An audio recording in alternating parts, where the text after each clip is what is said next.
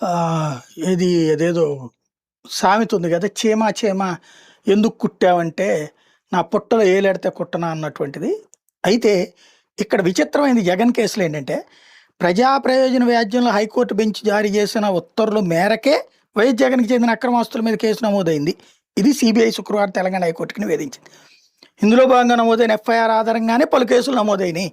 దాలిమి వ్యవహారంలో కూడా సీబీఐ దాఖలు చేసిన అభియోగ పత్రాన్ని పరిశీలించి ఆధారాలు ఉన్నందునే న్యాయస్థానం పరిగణలోకి కాగ్నిజెన్స్ తీసుకుంది.